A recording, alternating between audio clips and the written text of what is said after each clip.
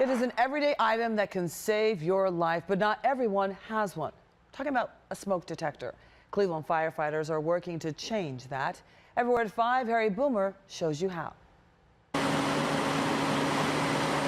2 men died in a house fire in this house on East 121st Street on June 15th.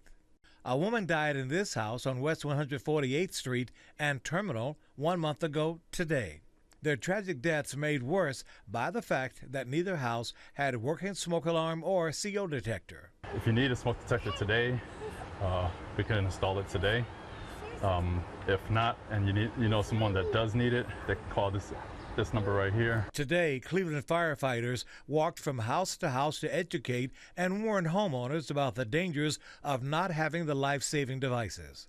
Working smoke alarms are about 2 things: time and money. So far this year, in a little over 6 months, there have been 7 fatal fires in Cleveland. That number equals the total for all of 2024. Warning devices save lives. They're gonna help a lot, like above this area. So whoever they don't have like a smoke alarm, it's really good information. It's really helpful. The Cleveland Fire Department has teamed up with the American Red Cross to buy and install smoke and CO detectors at no cost to homeowners, and they last for 10 years. Time often equals life when a fire is raging.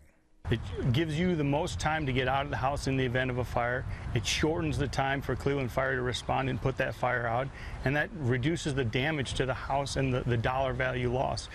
Having a smoke detector or a CO detector can be crucial to saving a life.